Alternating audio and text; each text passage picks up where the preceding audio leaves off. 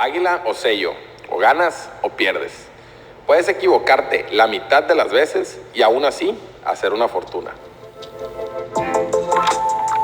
En 1990, Heinz Berggren no tenía ni la menor idea que se convertiría en uno de los más exitosos coleccionistas de obras de arte de todos los tiempos, ya que fue hasta los 2000 cuando vendió parte de su colección de obras de arte, la cual incluía Picassos y de otros artistas, al gobierno alemán, por un poco más de 100 millones de euros.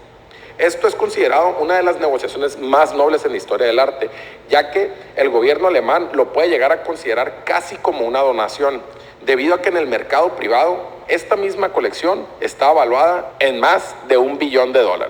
¿Cómo pudo haber llegado a acumular obras tan valiosas de arte? ¿Cómo sabía cuáles le iban a redituar en un futuro y cuáles no? Pudiéramos decir que fue suerte o pudiéramos decir que fue habilidad. Sin embargo, la firma de inversiones Horizon Research tiene una explicación muy adecuada para esto. Los grandes inversionistas y coleccionistas de obras de arte compran grandes lotes y vastas cantidades de obra, de tal manera que las almacenan durante el tiempo adecuado o el tiempo necesario hasta que ciertas obras, ni siquiera la gran mayoría, la parte menor de todas estas obras, les pueda permitir recuperar la inversión de todas otras aquellas obras que han hecho e inclusive redituarles en grandes cantidades de dinero. Y esto nos permite identificar cómo los grandes coleccionistas de arte y los fondos de inversión operan de una manera muy similar. Ambos compran todo lo que puedan de lotes de obras de arte o de acciones y las mantienen por el mayor tiempo posible hasta que puedan figurar y aparecer grandes postores que están dispuestos a pagar buenas cantidades de dinero por lo que tienen. Tal vez el 99% de las obras de Heinz resultaron con nada de valor o con muy poco valor a lo largo del tiempo. Sin embargo, ese otro 1% restante, donde incluía un Picasso y a otros ciertos artistas, pudieron llegarle a redituar y a llevar a ganar toda esta cantidad de dinero, absorbiendo todo el costo y las malas decisiones que hizo con las otras obras de arte. De esta manera, Heinz pudo haberse equivocado la mayor parte del tiempo y simplemente haber acertado una sola vez. Y con eso, ser más que suficiente. Muchos negocios, empresas e inversiones funcionan de esta misma manera. Ten en mente que un pequeño número de eventos puede llegar a provocar la mayoría de los resultados, muy similar a la ley de Pareto. Y esto va completamente en contra de tu lógica, ya que como no estamos acostumbrados o familiarizados a que las cosas fallen, cuando esto sucede podemos llegar a perder la cabeza y a exaltarnos. Por ejemplo, Walt Disney. Steamboat Willie puso a Walt Disney en el radar como animador, pero en cuanto al éxito de la empresa, es otra historia. El primer estudio de Disney se fue a la bancarrota. Las películas eran muy costosas de producir y financiar. Para 1930, Walt Disney había producido más de 400 caricaturas.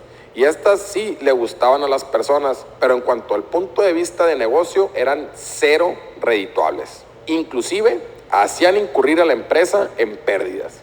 Sin embargo, todo esto cambió con Blancanieves y los 7 enanos. Lograron recaudar $8 millones en los primeros 6 meses de la película, más de lo que había ganado Disney en toda su trayectoria. Esto los catapultó y los transformó en Disney Studios. Se pagaron sus deudas, pudieron retener a sus empleados clave con esquemas de bonos y compensaciones y adquirieron un estudio de arte en Burbank, donde actualmente se encuentran. Es decir, esto llevó a Walt Disney de la fama al estrellato.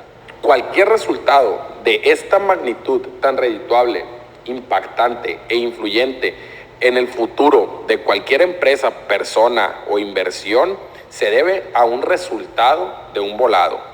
Águila o sello, o ganas o pierdes. Y comúnmente solemos dedicarles mucha atención a todo este tipo de casos y ejemplos que son muy escandalosos y podemos ver en todos lados. La idea de que la mayoría de los resultados parten en base de pocas acciones de las que llevas a cabo no solamente aplica para empresas o para proyectos, sino también para tus finanzas y tus inversiones. Según Napoleón Bonaparte, la definición de un genio militar era aquella persona que podía hacer lo que normalmente hace cuando todos los demás están perdiendo la cabeza. Esta misma frase aplica para las inversiones y las finanzas. La mayoría de los consejos y sugerencias financieras se basan en el hoy.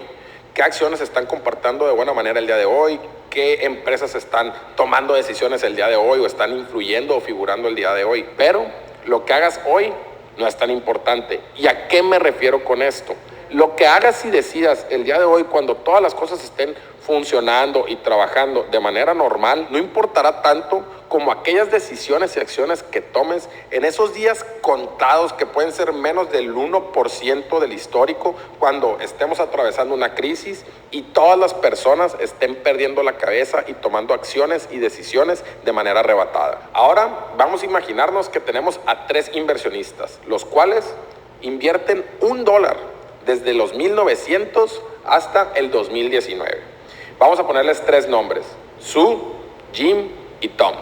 Te explico la personalidad de cada uno de ellos. Vamos a decir que Sue invierte constantemente, todos los días, día tras día, su dólar. Llueve, truene, relampaguee, las cosas estén bien, estén mal, haya recesión, no haya recesión. Ella sigue disciplinada y constantemente invirtiendo su dólar día tras día. Mientras que por el otro lado, Jim es un poco más conservador y él está ahorrando su dólar día tras día. Sin embargo, cuando ve que hay una recesión, él prefiere vender sus acciones, sacar su dinero, ahorrarlo de manera líquida para no tenerlo en el mercado. Posteriormente, cuando la recesión termina, él vuelve a reinvertir su lana y a seguir y continuar ahorrando su dólar, ahora sí, en el mercado bursátil, invirtiéndolo. Y la tercera persona es Tom, quien está ahorrando su dólar diariamente, y si se atraviesa una recesión, él prefiere mantenerse todavía un poquito más durante la recesión invirtiendo. Sin embargo, después de 6 meses de estar en la recesión, él decide vender sus acciones y sacar su lana.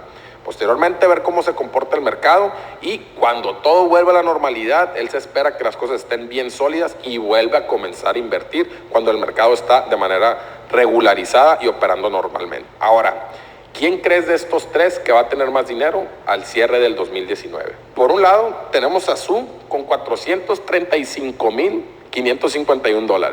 Por el otro lado, tenemos a Jim con $257,386. Y finalmente, tenemos a Tom con $234,476. Sue es la ganadora por muchísimo, casi los dobla. Y ojo, hubo 1,428 meses entre 1900 y el 2019, y solamente alrededor de 300 fueron los meses en los que se atravesó una recesión.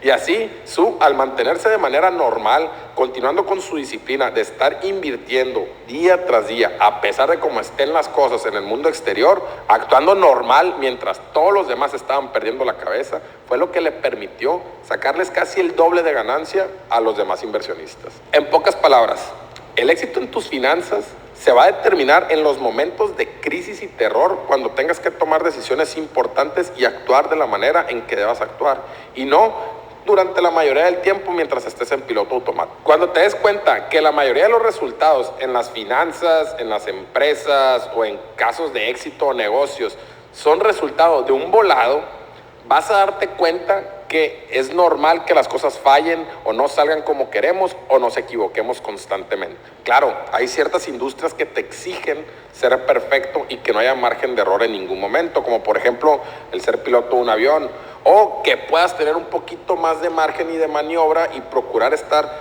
siempre bien, o lo mejor o lo más bien que se pueda, que puede ser el ejemplo de un chef en algún restaurante. Pero en el caso de las finanzas, los negocios y las inversiones, esto no aplica. Vamos recordando a Amazon, Jeff Bezos, cuando lanzaron el Fire Phone, que fue un rotundo fracaso.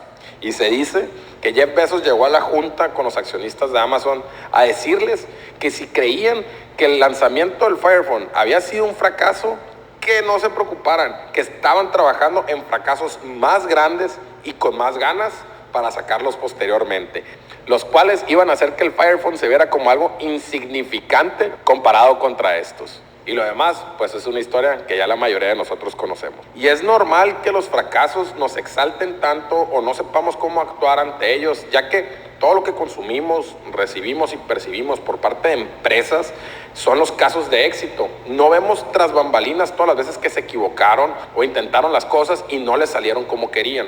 Se dice que en una reunión de Berkshire Hathaway en el 2013, Warren Buffett le comentó a los accionistas que él había poseído más de 400, 500 acciones a lo largo de su vida, pero que sin embargo, alrededor de 10 de ellas le habían dado las mayores ganancias económicas a todo su portafolio. Así que ten mucho cuidado cuando pongas especial atención a tus ídolos y sus éxitos, ya que tendemos a olvidar que gran parte de su éxito se debe a una mínima cantidad de acciones y de aciertos, ignorando todas las veces que han fallado o que se han equivocado. Esto te puede hacer sentirte frustrado e inclusive desanimarte de tus planes o proyectos cuando se presenten las fallas y los inconvenientes en nuestra vida. Pero es altamente probable que estemos tan bien o tan mal en la misma proporción como los ídolos en nuestras vidas. Y simplemente ellos pudieron haber estado más bien que nosotros cuando estuvieron bien y igual de mal en proporción a nosotros cuando estuvieron mal. Simplemente ellos pudieron llegar a tener aciertos más impactantes cuando estuvieron igual de bien que nosotros e igual de mal las veces que hemos estado mal. Y cierro con esta frase de George Soros: lo importante no es estar bien o estar mal, simplemente es cuánto dinero haces cuando estás bien y cuánto dinero pierdes cuando estás mal. Y recuerda, ahí lo sello, puedes no acertar y equivocarte la mayoría de las veces y aún así hacer una fortuna. Mi nombre es Fernando Félix y si quieres tomar mejores decisiones financieras, te invito a que me sigas en mis redes sociales.